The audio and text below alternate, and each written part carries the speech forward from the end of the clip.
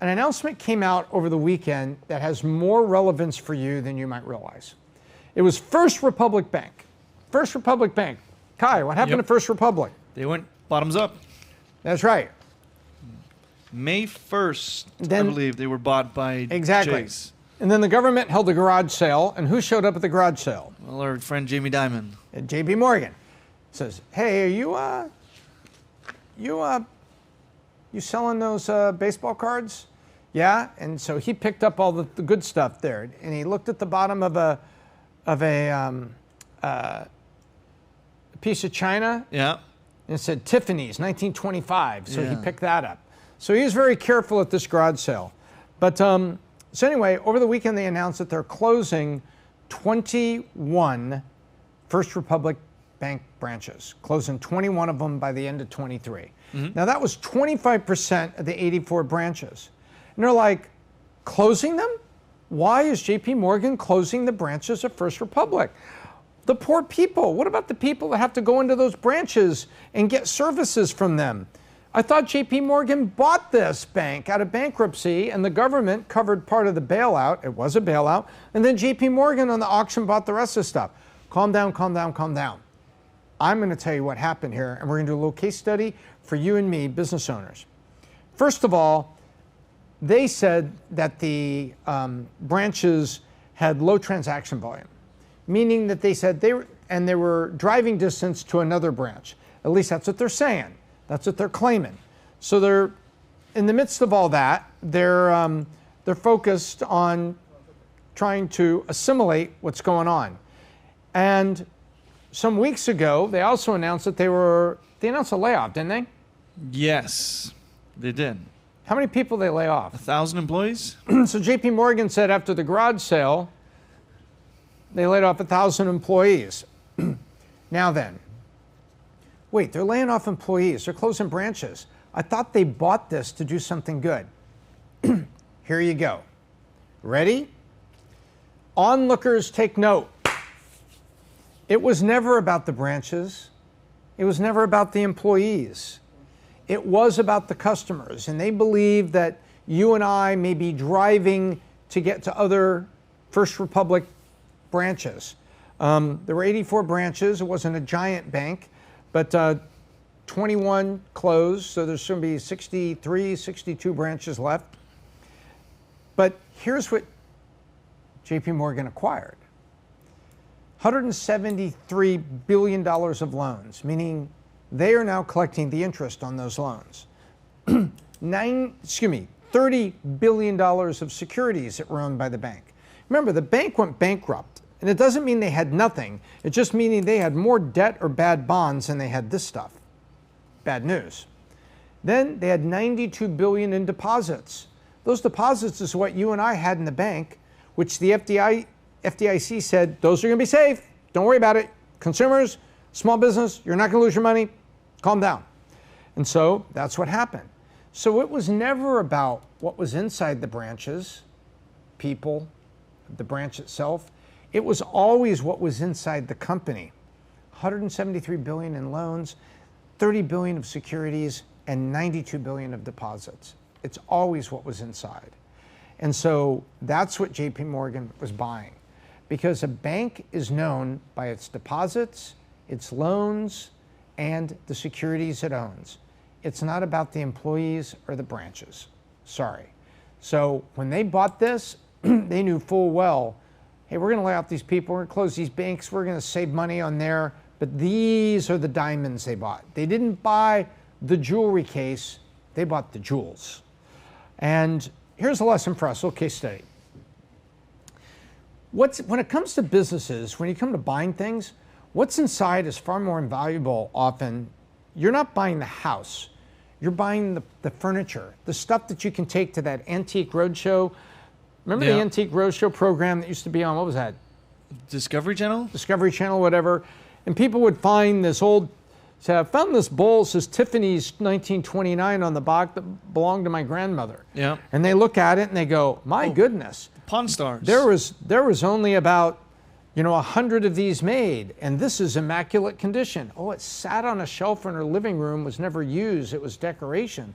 So it never got chipped or normal things from usage. Did you know collectors are paying $6,000 to $7,000 for these 1929 Tiffany dishes? Oh my goodness. That's exactly what it works here. The other part about it too is I'll give you $3,000 for the $6,000 Tiffany. Exactly right, like today. Yeah. Well, here's an example. Once upon a time, I had a publishing company. I had software, I had employees, I had business licenses, I had a bunch of stuff in a functioning company. But when it came time to sell the company, they said to me, we only want to buy your book list and the contracts with your authors and the finished books and ebooks that are for sale at Amazon. That's all we want. The rest of it, we don't. Well, so what they did what's called an asset purchase. So I got paid for my business, but then part of what I had left, I paid some finishing bonuses to my employees and some vacation pay, and we closed the business because it's been sold. Now, why is it important for you and me? Well, let's say right now that you have a couple extra bucks, and because of COVID and everything, you have a competitor across town that maybe is having a tough time. You don't want to buy the company. When you buy the company, sometimes, now let's say they're small, let's say it's two construction guys, and you both do kitchen refinishing, and one of you will do small houses if you get a contract for it, but most of the time you're doing remodels, add a room, new kitchen, expand the garage, all those sort of things. You got to get permits, you have a bunch of subcontractors that are everything from plumbing to drywall to framing to electrical, all those folks that come with it, and you do that. And the guy across town's having a tough time of it. And you say to him, tell you what if I buy your business? And you find out he's got 4 contracts going, and he has a couple trucks that are in good shape that he's not leased. He owns them. And he's got a bunch of equipment, $100,000 of Makita and Craftsman tools. You say, look, I'll buy all that from you, the contracts you've got going now, and I'll buy all the tools, but I'm only paying this. And he's got, what about my people? Well, if we got places for them, we can do that. So a lot of times companies will make an asset purchase like that. And so you pay an amount to your buddy. Your typical purchase would be, hey, how much revenue do you have? What profit do you have? Maybe I'll pay you this many times profit. Well, asset sales in a distressed situation, you're only buying what's in the house, and then you leave the other guy to close off the house and whatever costs there are to do that. And if you had a credit card on it, you don't want to buy the company because then the credit card's yours. So there's a lot of things that happen in small businesses that larger transactions, we know how to do that. We have set-asides, we have reserves that are held for debts that were undisclosed liabilities that we deduct later. But a lot of times a small business or a bank going out of business, there's not time for that. JP Morgan, all they bought was what was inside the banks, really. And what you would buy, think of it that way. If there's somebody in trouble across town, all you're interested in buying would be maybe those tools, the profit on a few contracts, and that's it. Say, I'll give you a couple bucks, and then you take those bucks, close the business, and I'll take these assets. And so this right now is actually a very good time if you're one of the ones that's in your market and you happen to have a few extra bucks, because you can make, sometimes these are called aqua-hires, an acquisition that's a hire. I'll give you another example. Software businesses. So let's say you have a small software business and you're making software for websites, and you're making custom websites for certain types of companies. And you know of another company doing that. They got a bunch of people, came out of an ad agency, they're doing that. And you hear they're not doing so well. But what was interesting, sometimes people make aqua-hires. You acquisition, but you make the hires. Hey, I'll buy your 5 contracts that are paying you $1,000 a month on the websites. I'll buy those contracts and I'll give you all jobs. So rather than this company, going out of business, you make what's called an acquisition, but you're actually hiring people, aqua-hire. And so these are the many ways that most people don't think about this. People say, well, I want to buy my friend's business, but man, that's a crappy little business. There's nothing going on. I say, yeah, but he's a friend? Yeah, Would you want him working for you? Well, maybe I'd hire him. Okay. Well, what's the value? Well, he does have a couple contracts with some people that keep paying him, but it's not enough to run the whole business. Yeah, but would you like to add those contracts to your business? Well, yeah, of course I would. Maybe you say, I'll hire you and you give me those contracts, and then I'll give you a couple bucks and you just close your business. Aqua-hire. And that's how small business should think about this. You should be very opportunistic about it. If you want to talk more about this, again, find me on Minect, download Minect, find me there. We set up a time to talk and we can go through this.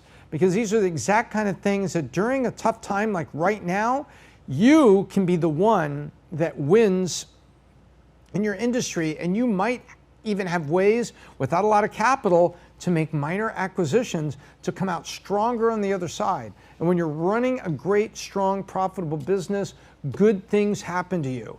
Sometimes you get opportunities to take a competitor off the table. And this is true all the way going up into larger businesses that are no longer small proprietorships. I know right now of a wonderful company where the CEO has been doing independent consulting with Patrick Bet-David through the Mastermind program at Valuetainment and Bet-David Consulting. And he's in a position now to get even stronger during this recession and during the tough times we're having. And he's looking at a couple smaller companies in his space that he may acquire. Now, and we're talking about a guy with a $50 million company now, $50 million in revenue. We're not talking small anymore. So he's about to get stronger during these tough times. And it all started by running a great business and then working with Mastermind and Elite Masterminds. And if you're interested in those, you should check out Valuetainment and Bet-David Consulting about masterminds and elite masterminds and other programs where you can get together with Patrick Bet-David and others who will consult with you about what you need to do with your business. You can also come to the Vault. Valuetainment runs the Vault. August 30th to September 2nd this year, going to be the Vault. A lot of people down there. Patrick's going to be giving all kinds of lessons. I'm going to be down there teaching. And Tom Brady is going to be down there. And he and Pat are going to have a live conversation on stage about leadership. Tom Brady won the Super Bowl with 3 different types of teams in New England Patriots. How did he lead those different teams? Tremendous lessons. Also, we're going to have Mike Tyson down there talking about resilience, what he went through in his career, and the things that made him who he is. It's very valuable. Not all of us come from, privileged backgrounds where everything was smooth.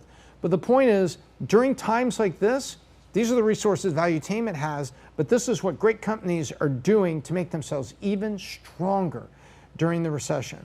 And so that's the lesson. Maybe that's a long explanation of First Republic, but I was looking at that and I'm like, man, so many businesses, I hope they look and see between the lines here. And that's why I thought I would bring that one up. You don't always have to buy that house. You can buy what's in it that's valuable and add it to your house.